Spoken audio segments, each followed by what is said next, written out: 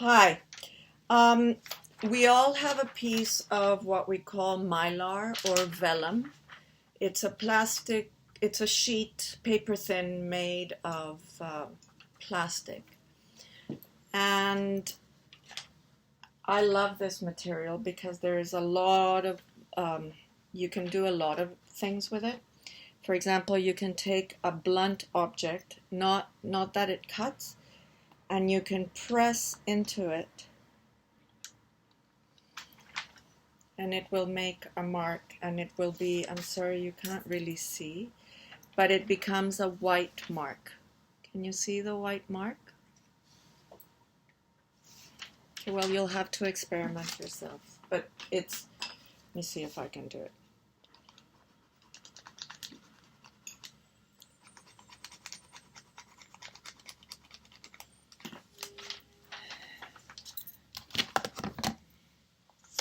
You see? If you put it on a dark surface afterwards, then you can see the markings. It is also a surface that takes to all the media that we have beautifully. So I have created a self-portrait of myself. I used oil pastels in the front, but watercolor in the back. I don't know if you can see with this light, but this frame is colored in the front, whereas this one is colored in the back. So there is a milkiness to this one. My eyes were colored on the back, except for this lens that was colored in the front. The other thing that is wonderful on Mylar is using a pen. So if you choose to do some text, this pen is wonderful to work on. Also to outline your piece, whatever it is that you draw. So, but you see how I did not do the entire outline of the ear, just gestural lines so that it gives the idea of. I found these in the newspaper this weekend, and as you all know, I'm from Venezuela, and it is, even though I've been here for 40 years, it's a place that is still my home. And this one says the new epicenter of poverty and populism fuel COVID-19 in Latin America. I lost that little piece, so I'm going to have to make it up with something. So that's one way that and then collage it. So that's one way that you can use paper. Second way that you can use paper is, remember, this was the piece that I used for demonstration of oil pastels over the black background. So then on the back I drew a bunch of people, and then you can take a pair of scissors if you have a small pair of scissors, or an X-Acto if you have an X-Acto, and you can cut into it. And this one is a piece that is now going to go into my book, as some of these people will be here and some of them will be absent because they will become negative space. Negative space meaning what is not there. And it will be the people who we have lost in the pandemic.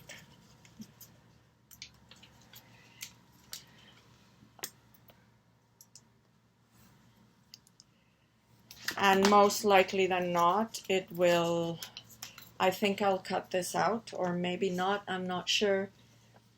But you can play with cutting out on all the papers you have made in order to create interest with positive and negative space. Positive being this space, and negative space being the absence of page. The other thing that you can do is you can take a picture or a news clipping or something that you find interesting, and you can weave. So here you can't see that far, but I put another piece of my double-sided tape onto the surface I'm working with. I cut my photograph into strips. They're not very exact. If you have a shredder at home, go right ahead. If not, I think, and then you are going to make a basket weave. So you're going to start top and then bottom, and then you leave it on top, and then you go to the top. Sorry, you go in and out. In and out. In and out.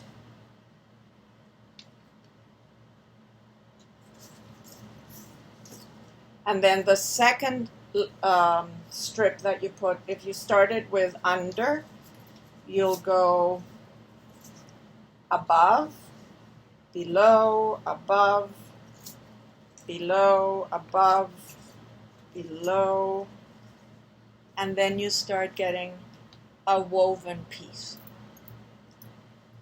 The other thing that you can do with your,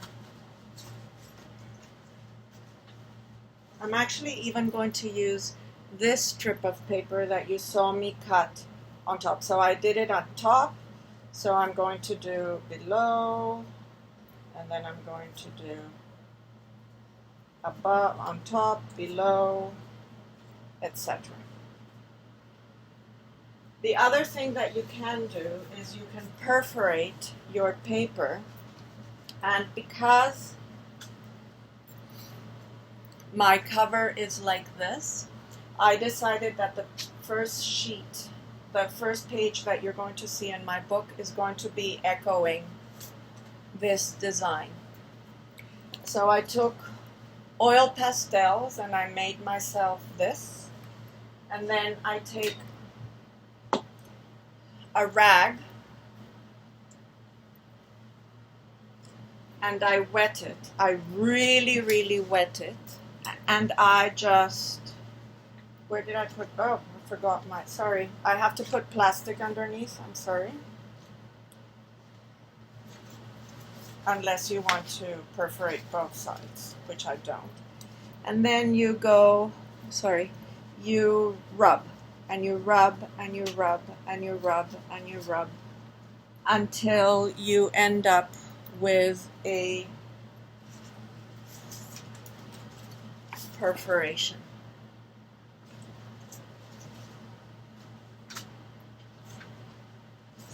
Remember these pieces?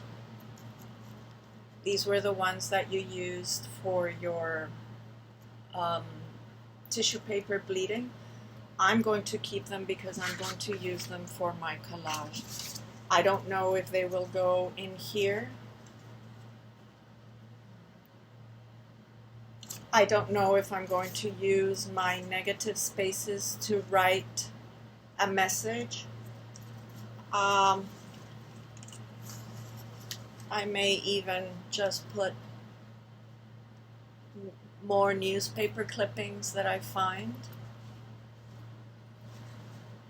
The other thing that you can do with your paper is, say for example, you prepared something that looks like this, and you want to add pages. So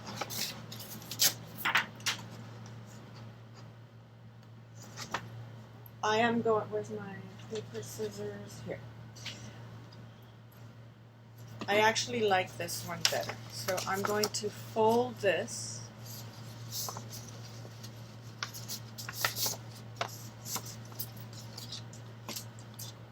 And then I am going to cut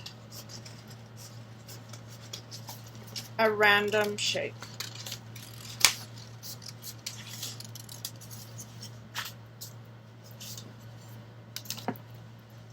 and then I open it, and I could actually fill it with more tissue paper bleeding on the back, or not, if I decide to write a message in it.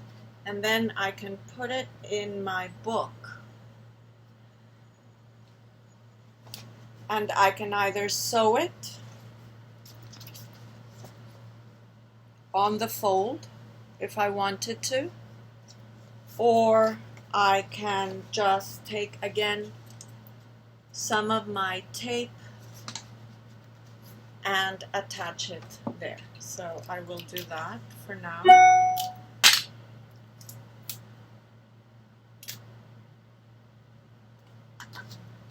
And I'm putting it on both sides, spanning both sides, so it's in the middle of the fold. Can you see the tape? Can you see? Yeah, there. And then, of course, I would finish drawing everything or writing whatever I wanted to before I attached it to my book. And then it's attached. And I can close it. And I do not have to use all of the image that appears on my weave.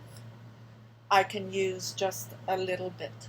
Like I can, once it's woven, it will hold together, and I can cut it and put some tape on the back or tape it onto a piece of paper.